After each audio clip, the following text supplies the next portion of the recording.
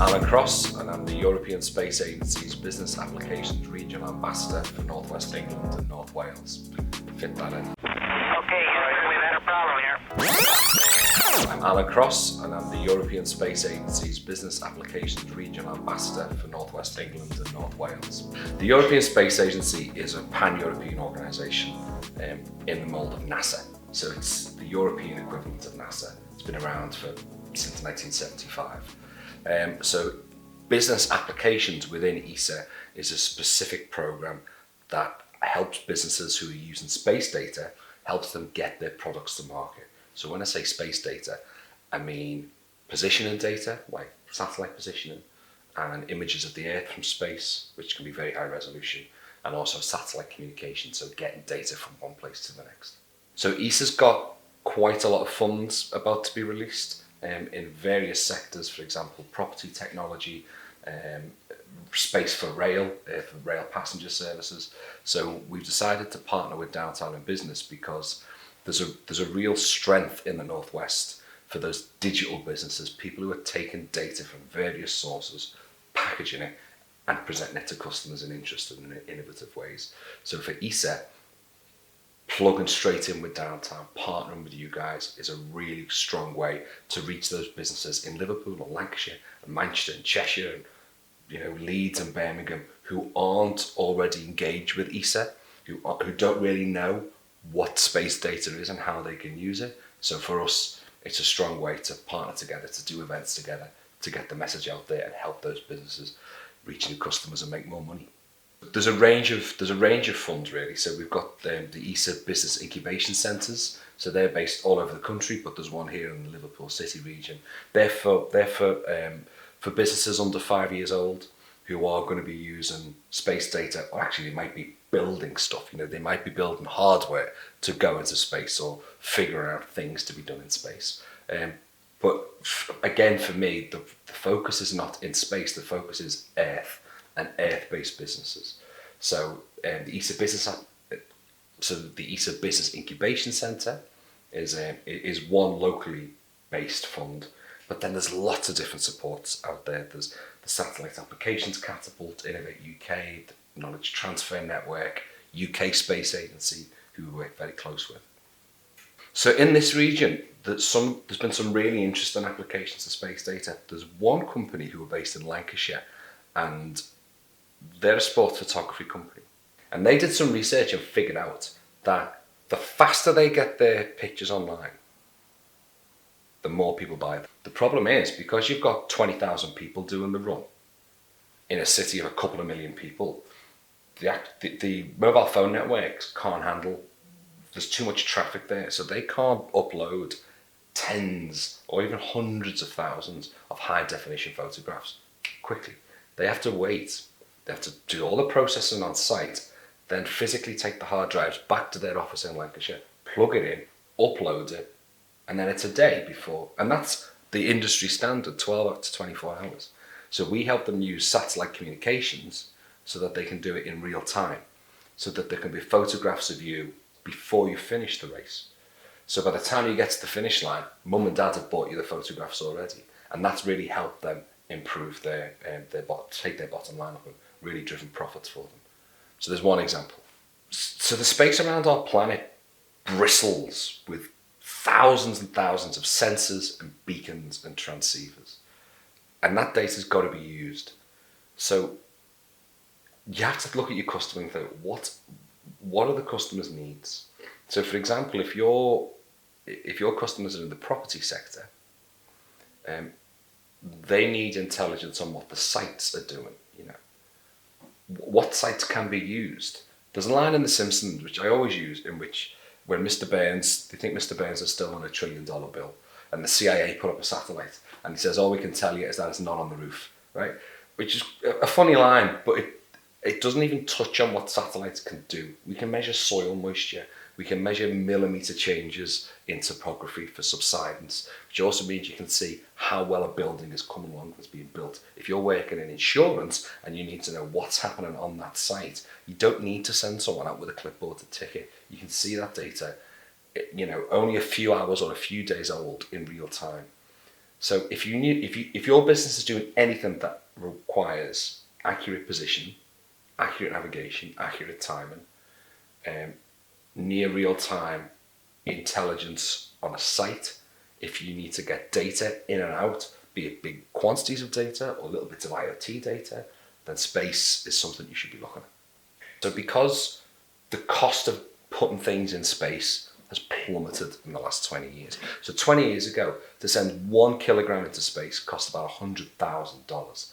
And nowadays it costs about $3,000. And 20 years from now, it might cost tens of dollars. And also because miniaturization has happened. Think of the stuff in your mobile phone compared to 20 years ago. That means that you can now build satellites that are the size of a loaf of bread instead of the size of a building. And you can launch lots and lots and lots and lots of them. So you get mega constellations of thousands of satellites. And there are dedicated satellites like that which are for IoT solutions. So the transmitter on the ground is the size of a coin. And it's very low power, and it's very low bandwidth, and it's very low data. But if all you need to be doing, if you've got an asset like a camera or a pylon, and it just needs that little bit of data to go, everything's fine. Today, nothing happened. Or today, this happened. Just a few kilobytes of data. You can get that really cheaply. I mean, really cheaply. You can go online to multiple companies now, click a button, and have a developer kit with you the next day. That you can just plug it in and play around with it. So even if you're not familiar with space, and you think it's got nothing to do with you, and you wouldn't even know how to approach it. I mean, first off, I'm here to help, so come speak to me. But there's other people, like the Catapults and the Space Agency, or you can just go online and click the button and get the stuff and physically play with it and see what you can do. In the Northwest generates, as you probably know, about 10% of national GDP. But in terms of digital applications, it's about 15%. So it punches above its weight. Now, when you look at the space industry, which in the UK is worth about £16 billion a year and grows at about 4% every year. 2/3 of that is digital. It's not about building the spaceships. It's not about operating the spaceships. It's about using the data from space. So businesses that are already got the skills to do digital applications, when they can start to do digital applications using space data, it opens up whole new markets and whole new customers to them. The UK is on track by 2030 to have 10% of the global share of the space industry, which to us at that point, we did think when this was first modelled in like 2013, the government and the rest of the planet thought that by 2030 the global space industry might be worth $400 billion. So the government aiming for 10% of that is $40 billion. The problem with that is that they were off. And we hit $400 billion in 2018. So Goldman Sachs, Bank of America now predict by the middle of the 2030s, space will be $1 trillion industry. That by the middle of the century, it'll be multi-trillion dollar industries. So businesses that get online now with it, that start to understand it right now, they will be well placed in the coming years and decades to be making a lot of money. So I'm going to be doing some joint workshops with Downtown, focused on some of the funds that are coming available. This will include space for rail, so the use of the space data to make rail transport more efficient, to make the customer experience more pleasurable, maybe around signalling, those kinds of things. So we're going to be doing these targeted workshops, which members will be invited to, in which we'll explore not only what space can do, but trying to find out what the challenges are for the customers, and then introducing them to the funding, because at the end of the day, we're a funding stream, and we can give grant funding to help get these services to market. Well, ESA Business Applications is, as I say, is dedicated as part of the UK space strategy to growing the country's space economy to 10% of the national share.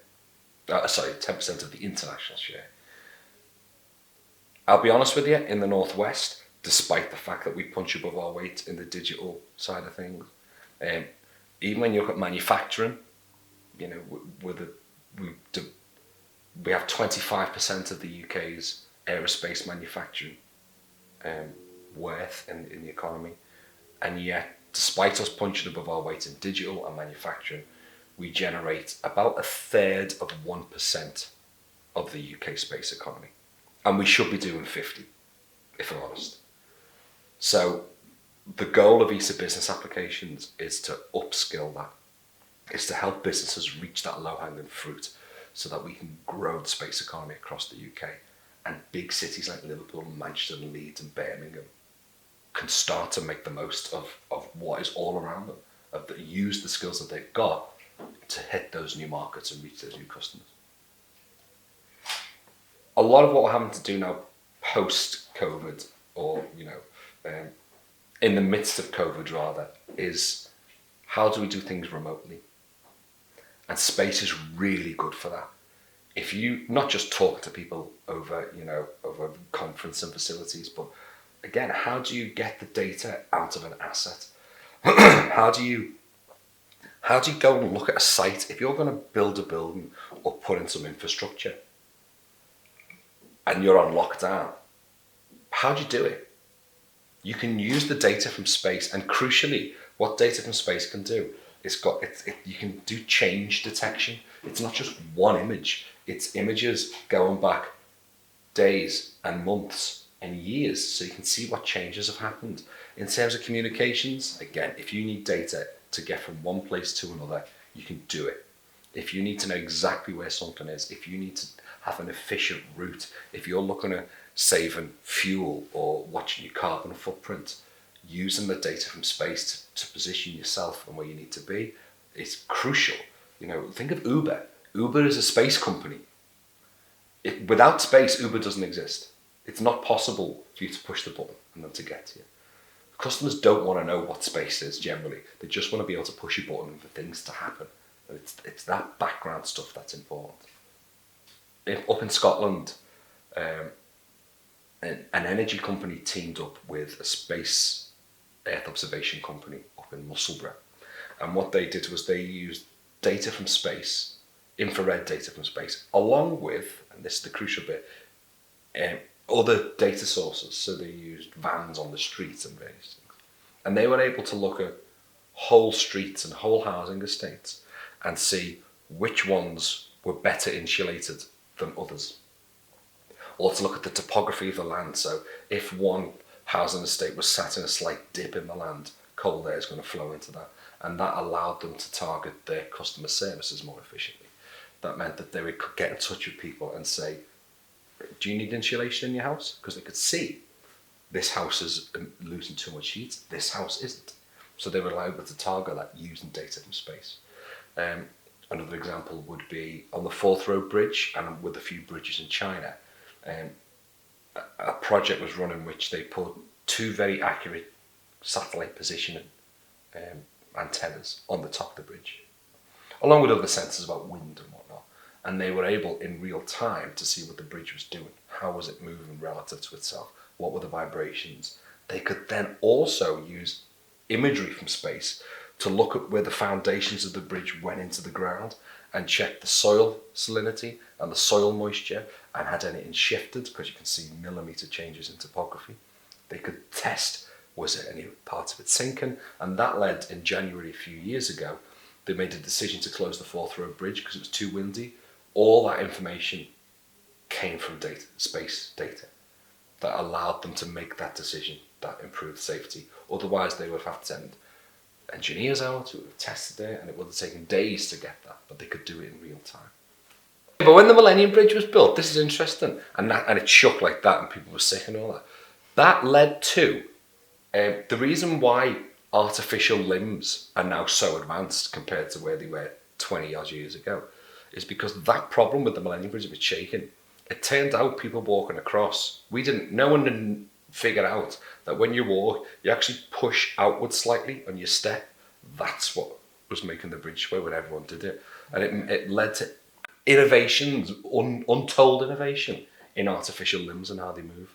Yeah, okay, so if you want to contact me, I'm on Twitter, ESA BA_NW, that's ESA BA_NW. Email me, alan.cross@stfc.ac.uk, or speak to Downtown and they'll put you in touch with me directly.